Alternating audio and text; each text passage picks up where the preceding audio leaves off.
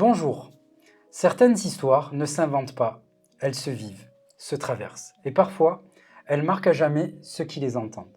Aujourd'hui, nous recevons Catherine Ansminger, épouse de missionnaire, autrice du livre Éclat de couleurs dans la nuit. À travers ces pages, je vous invite à entrer dans un voyage où la foi devient mouvement, où l'évangile se vit bien au-delà des mots. Ce ne sont pas simplement des récits de mission humanitaires, mais des fragments d'humanité restaurés.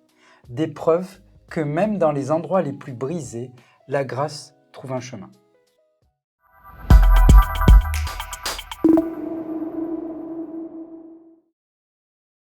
Depuis notre retour, des questions nous ont été posées, alors nous allons faire route ensemble, un bout de chemin, les pieds dans le sable.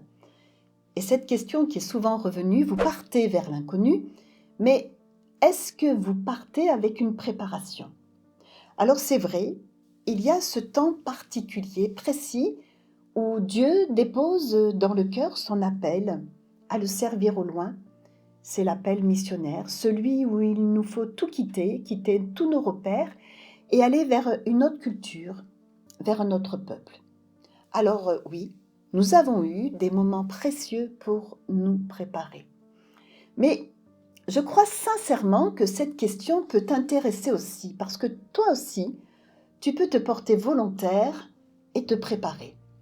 Alors, veux-tu également te lever et la lumière, cette lumière qui est au fond de toi, la voir briller pour ces enfants, pour ces adultes qui ne connaissent pas l'espérance qui est en Dieu, en Jésus Sauveur, et qui sont dans une culture sociale, religieuse, politique, et puis familiale, si différente de la tienne, et cela à des milliers de kilomètres de chez toi.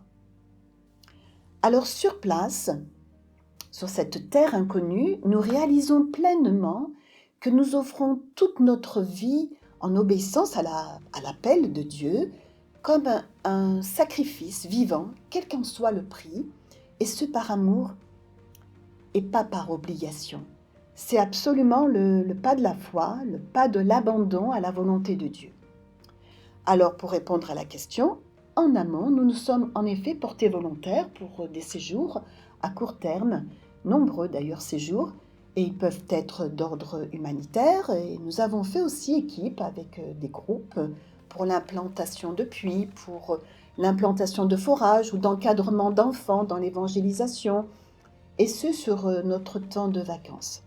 Et puis aussi, nous avons suivi des séminaires de formation à l'écoute de l'expérience de nombreux missionnaires, très enrichissants. Et puis nous avons eu également le privilège de participer à une formation en tant que VSI sur Paris, volontaire de solidarité internationale, référencée par le ministère des Affaires étrangères. Alors tu vois, moi aussi, je t'encourage. Je t'encourage à suivre des enseignements spécifiques autour de la mission dans le monde et à passer du temps aussi dans la prière, à te préparer et à laisser Dieu te parler à travers aussi sa parole.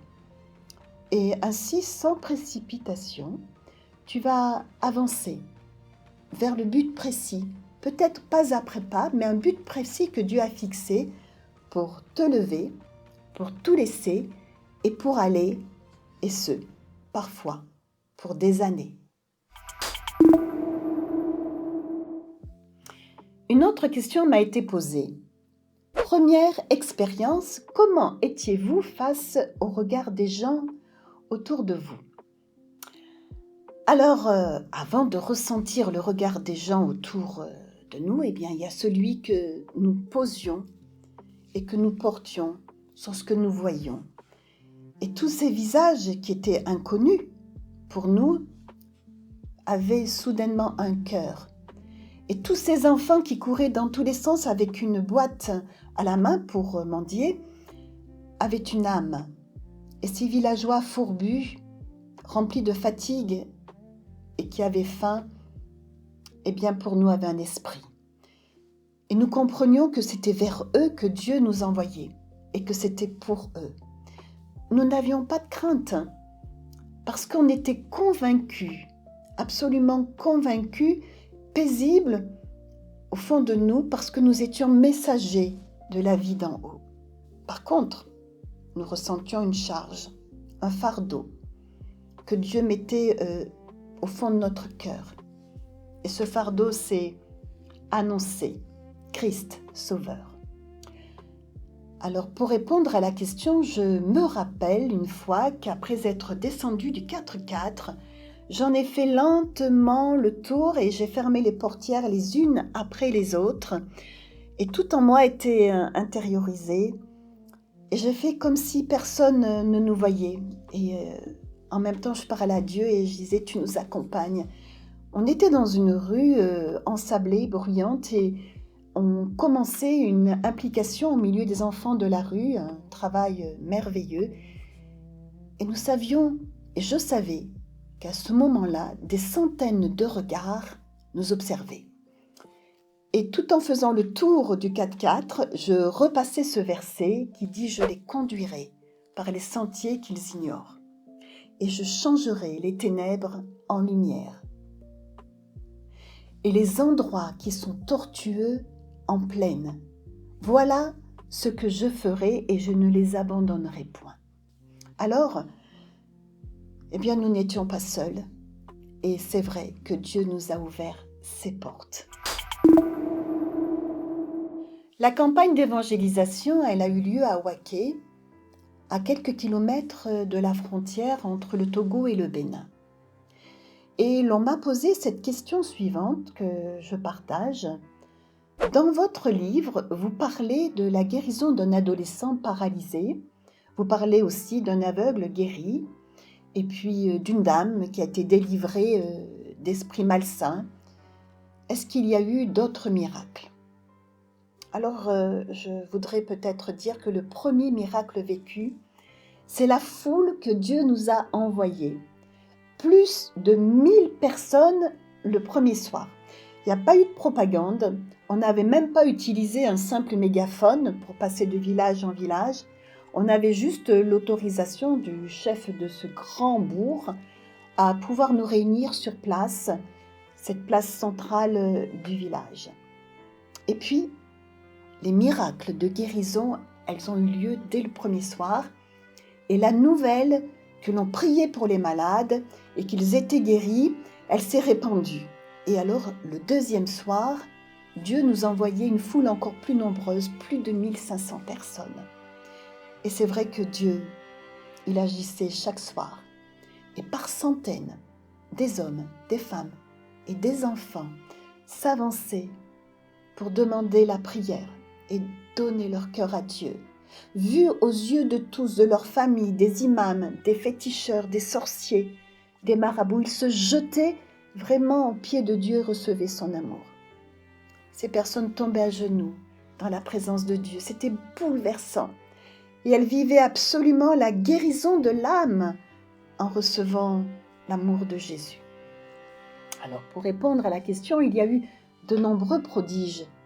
En effet, des maux de ventre ont disparu instantanément dans le corps de nombreuses personnes, tout comme des maux de tête. Et puis, il y a eu cette jeune femme muette de naissance, un témoignage qui a marqué ma vie. Alors qu'elle s'avançait et qu'elle demandait la prière, elle a été guérie immédiatement.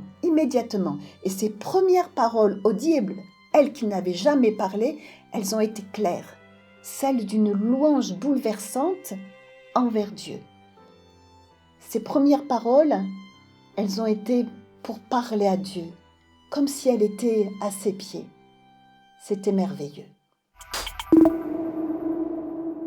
À la lecture de mon livre, vous me demandez d'expliquer le miracle d'une femme aux 13 grossesses, ce miracle qu'elle a vécu dans sa vie. Alors, je vais vous le lire tout simplement. D'abord, avant de lire ce témoignage, un miracle ne s'explique pas. C'est prodigieux, n'est-ce pas ? Absolument surnaturel, c'est divin.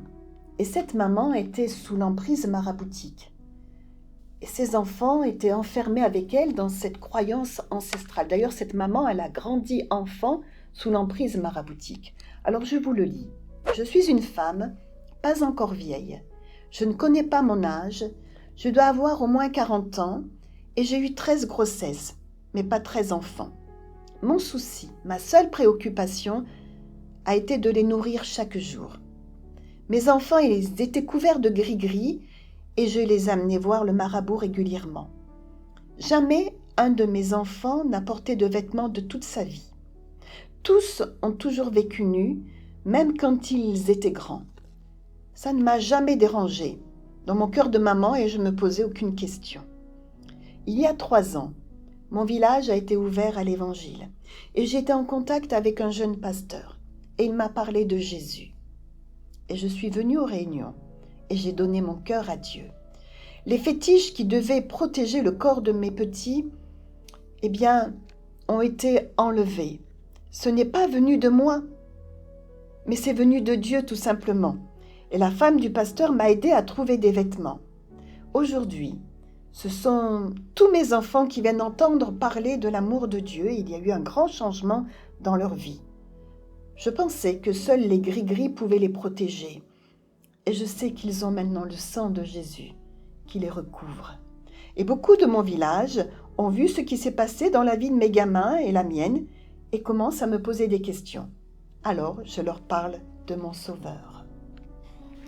Je pense que tu réalises, à l'écoute de ces témoignages, combien la compassion et l'amour de Dieu sont grands.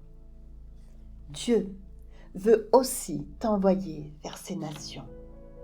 C'est son appel vers ces peuples qui ne le recherchent pas et qui ne savent même pas qu'il existe. La parole de Dieu nous dit que j'ai exaucé ceux qui ne me demandaient rien et je me suis laissé trouver par ceux qui ne me cherchaient pas. Jésus, voyant la foule, fut ému de compassion. Compassion pour elle parce qu'elle était languissante, abattue, comme des brebis qui n'ont point de berger. Alors, tu réfléchis peut-être qu'en cet instant, Dieu veut confirmer cet appel qu'il a déposé au fond de toi. Merci d'avoir écouté cet épisode. On se retrouve sur l'épisode prochain où je poserai quelques questions à Catherine Ansminger. À très bientôt.